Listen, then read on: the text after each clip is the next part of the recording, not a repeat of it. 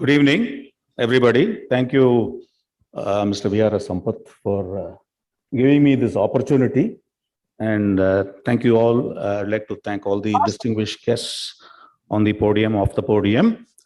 Well, when I was asked to give a talk, I was kind of pinching myself and what am I going to talk? Earlier, I listened to a distinguished person speak about medical tourism, cultural tourism, and so many such things.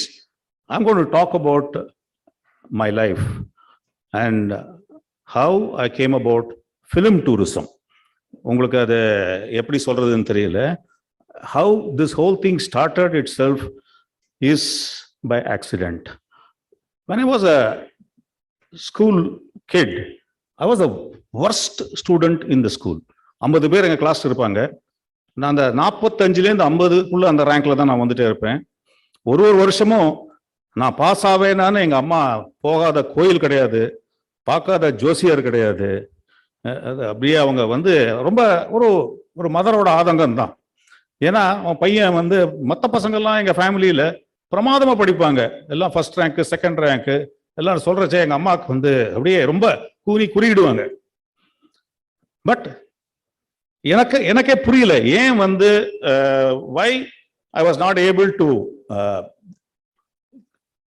perform. But எவ்வளவுதான் நான் படித்தேன், எனக்கு கிட்டத்தட்ட school கிளாஸை விட எனக்கு tuition class ஜாஸ்தி. In fact எங்க வீட்டுக்கு வர ஒரு வாத்தியார் வந்து ஒரு நாளைக்கு வந்து அவர் பையன் வந்து ஐஏஎஸ் பாஸ் பண்ணிட்டான் அப்படின்னு சொல்றச்சே எங்க அம்மாவால ஏத்துக்கவே முடியல. பாடுறாடே, அவர் வாத்தியார் உனக்கு வந்து சொல்லி கொடுக்குற, அவர் பையன் வந்து ஐஏஎஸ் பாஸ் பண்ணிட்டான், நீ எல்லாம் எப்படிடா உருப்பிடுவ அப்படிங்கிறச்சே. சரி, ஓகே, ஆனா அட் த சேம் டைம் நம்ம ஜெயிக்கணும், ஏதாவது பண்ணணும் அப்படிங்கிறச்சே. ஸோ இந்த மாதிரி ஒரு சிச்சுவேஷன் இருக்கிறச்சே what happened was I scrape through my school.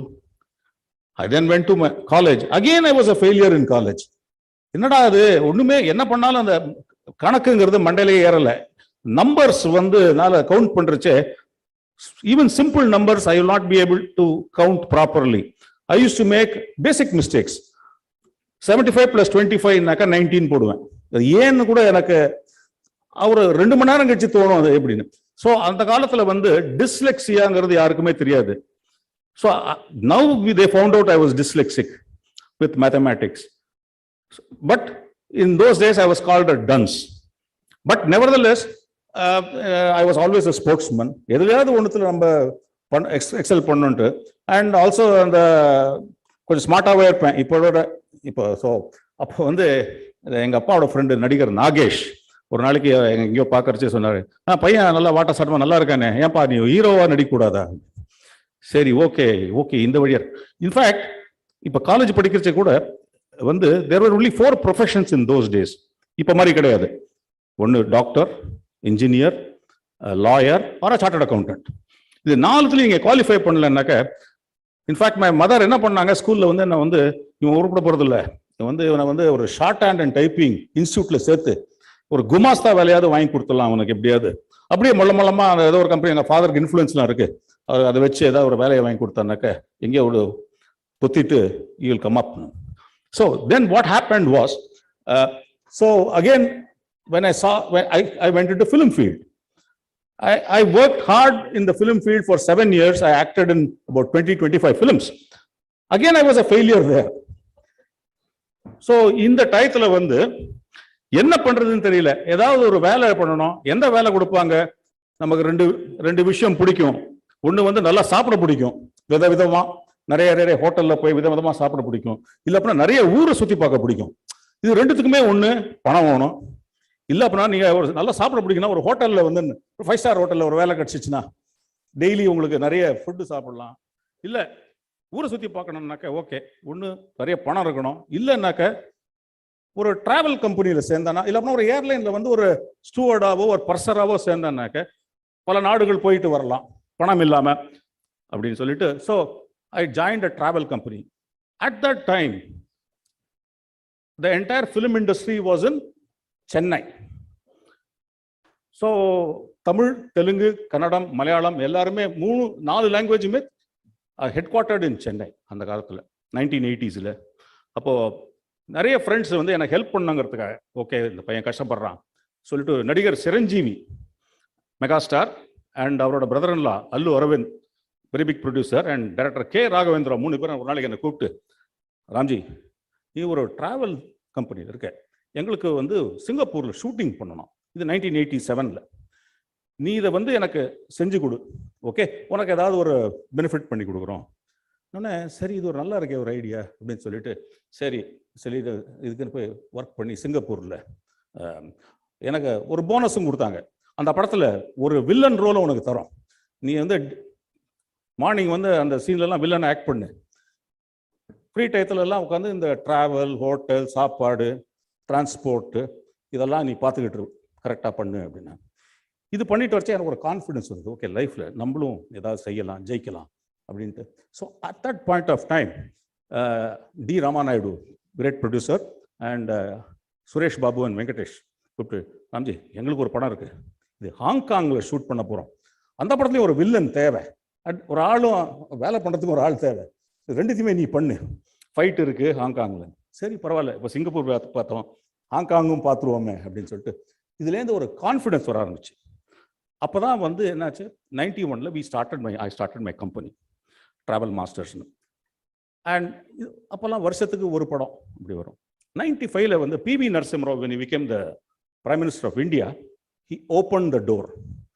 When he opened this door, there was an opportunity. அப்போல்லாம் வந்து ஃபிலிம் ஷூட்டிங்கில் வந்து ஒரு படத்தில் வந்து 5 பாட்டு இருக்கும், ஒரு பேத்தாஸ் சாங் இருக்கும், ஏதாவது ஒரு காலேஜ் சாங் இருக்கும், ஒரு 3 டியூட் இருக்கும். ஸோ வந்து அந்த படம் எடுத்துகிட்டே இருப்பாங்க. இந்த 3 சாங் வந்து என்ன சொல்லுவாங்கன்னா 2 அவுட்டோரில் எடுக்கணும்பா. எந்த ஊர் சொல்கிற? இந்தியாவில் வந்து நாங்கள் ஆல்ரெடி ஊட்டி, கொடைக்கானல், அப்போ வந்து காஷ்மீரில் வந்து டெரரிசம் ஸ்டார்ட் ஆகிடுச்சு. So totally Kashmir went out of the grid. So எங்களுக்கு எங்கேயாவது பண்ணணும் ஷூட்டிங்னு. சார் இந்த சுவிட்சர்லாண்டில் பண்ணலாமா, ட்ரை பண்ணலாம். சரி சுவிட்சர்லாண்டுக்கு கூப்பிட்டு போனேன். அவங்களுக்கு ரொம்ப பிடிச்சி போச்சு. என்னன்னா அப்புறம் என்ன பண்ணுவோம், ஒரு பஸ்ஸில் ஏறி உட்காந்துப்போம் எல்லாருமே, including Rajinikanth or Chiranjeevi or Vijay, Ajith, ஒரே பஸ் தான். ஒரே பஸ்ஸில் ஏறி ஃப்ரண்ட் சீட்டில் வந்து டைரக்டர், ஹீரோ அவங்களாம் உட்காந்துப்பாங்க. அந்த டிரைவர் கூட பக்கத்தில் நான் உட்காந்துப்பேன். பின்னாடி வந்து அந்த டச்சப் பாய் உட்காந்துப்பான் கடைசி சீட்டில். ஒரு 20-25 பேர் போயிட்டே இருப்போம். நிறுத்துப்பா இங்கே நல்லா இருக்கு அப்படின்னு சொல்லிட்டு பஸ்ஸை ஓரம் கட்டிட்டு உடனே அங்கே இறங்கி அங்கே ஷார்ட் எடுப்போம். அப்படியே திருப்பி ஏறி போயிட்டே இருப்போம். நிறுத்துப்பா, லெஃப்டில் நிறுத்து நல்லா இருக்கு இங்கே எடுப்போம். இப்படி 95 ஆரம்பிச்சு. இப்போ since industry was in the south, ஒரு படம் சக்ஸஸ் ஆச்சுனாக்க தமிழில் உடனே அதை தெலுங்குல எடுப்பாங்க.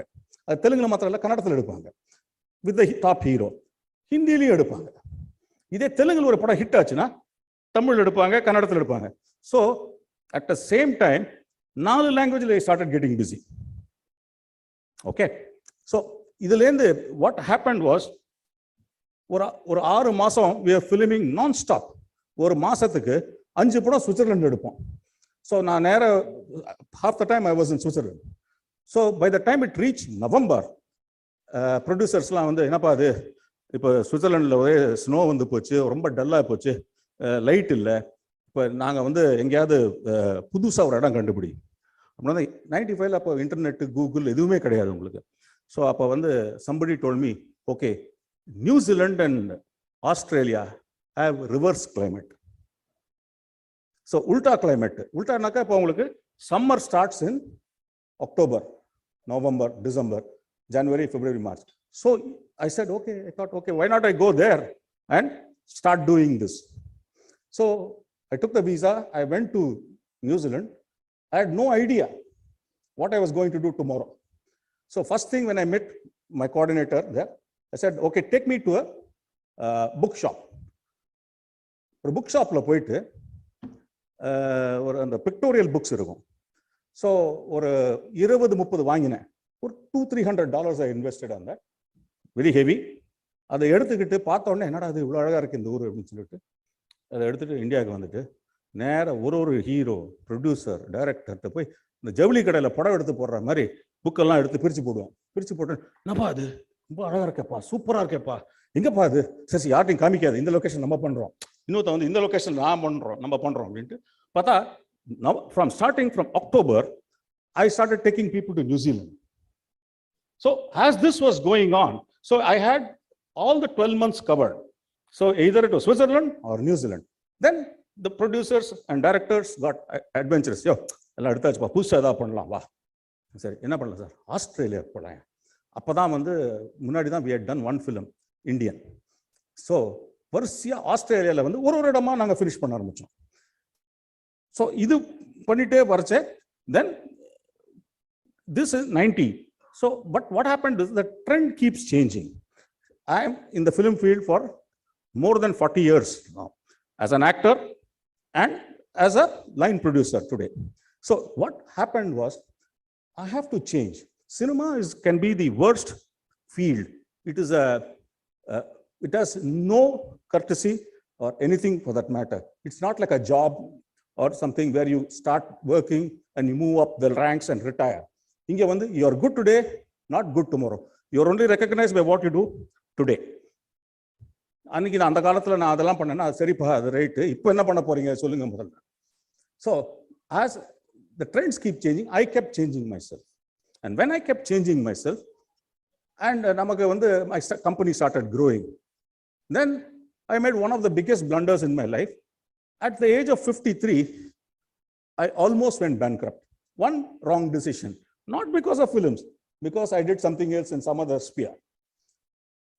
So ஒரு 53 வயசுல ஒருத்தன் வந்து ஒரு பெரிய ஒரு ஃபெயிலியர் எனக்கு I have seen my father happening to my father and many other people. They freeze. என்ன பண்றதுன்னு தெரியாது. So இருக்கிறத வச்சு எப்படியாவது மேனேஜ் பண்ணி வெளில வந்துடணும். Then my wife told me, don't worry, you are always a fighter. You started with nothing. Doesn't matter, you try something. அப்பதான் வந்து I got a call from one of my friends and producers. By this time I had lots of friends and well-wishers and things like that. அப்போ வந்து his name is Shobhanadri Yarlagadda, Shobun. He was making this film Bahubali for Rajamouli. Earlier for same director Rajamouli, I had worked on his Student Number 1 and Magadira, where we just filmed songs. So now it was a very peculiar, different request. He said, okay, I want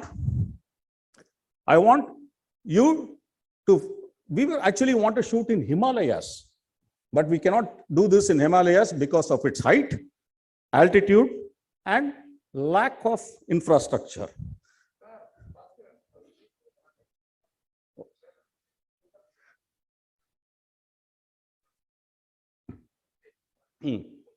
Okay. Because of this, what happened was, I took Bahubali and created India and Bulgaria. So Bahubali changed my life again. When Bahubali happened, it became a pan-world success. And when this happened, they again, I got a call from Shah Rukh Khan's office. We want to do this movie. Then I took them to, what do you call this, Bulgaria, Dilwale. And then we made this song in Iceland, which took about 400 million hits. Okay, now, then again my life changed during COVID. Everything came to a standstill. Despair, doom, death, and devastation. So, sorry, in the COVID, I am now 62. இப்போ நம்ம ஜெயிக்க முடியும். So what do I do? ஏதாவது பண்ணோம். அப்பதான் வந்து I got a call from Netflix. They said, your life is very interesting. We want to make a documentary on your life. So Netflix made a documentary on 25 people in India, and one of it was my life. Okay, I thought of myself. They said, why, if Netflix can, find something interesting, why can't I find again at 62, I can still win. அப்பதான் வந்து ஒரு வருஷம் என்ன பண்றதே தெரியல, பைத்தியம் பிடிச்ச மாதிரி அலைஞ்சிருந்தேன். உங்களுக்கு தெரியும் எப்படி இருக்கும் கோவிட்ல, ஒண்ணுமே எல்லாமே. அப்போ வந்து but I still was traveling around the world. எல்லாமே ஜூம்ல. My office became my phone. Phone was my office. And then at that time, I got this call from Director Rajamouli. He said, I am stuck. I want to do something with RRR, the movie which is going to release on 7th. We want to do something very big. Enga pandradhunu theriyala. Then I told him, we can do it in Ukraine. And I moved them to Ukraine. For 40 days we were there, out of which 28 days we filmed. Half the time double units, that means double the days. we shot with almost like 1,000 people per day. When you see the movie on 7th, you will understand the scale of the movie. This is today's India's biggest movie ever made in India. So with two of the biggest heroes. Because the pandemic was so high and raging, we chartered the whole aircraft. So what I'm trying to, and then I had opportunity of working with international production when I got a call from Bear Grylls' office, who made with Narendra Modi and Obama and documentary. They said, okay, people say that you are a big fixer they call me Mr. Fixer. Okay, then they said, why can't you give us something interesting for us? They said, but first, being British company, we'd like to have your resume. We'd like to know you. I said, I didn't have a resume. I said, I just sent, they made a documentary on my life on Netflix. I sent them. Very next day, they awarded the contract to me. So I took Bear Grylls to Serbia for another 40 days with Ranveer Singh, all during this pandemic. And then again, RRR. And then subsequently, I even, we have, in 2022, because of the changing times and techniques, more than 40 films are on the pipeline with us. So all that I'm trying to say now is the take on what I have come to say. Everyone can be a winner. If you say, who's the richest person, I'll say it's me. Because the kind of experience I've had, nobody will ever have. I traveled to 140 countries. I worked with 3 generations of actors. The only person I didn't work with is MGR. I worked with Shivaji Ganeshan, Rama Rao, Nageshwara Rao, and 3 generations below. And I filmed in 75 countries. And I'm 62 years. And I feel that age is just a number. I'm 62 years young. Thank you very much.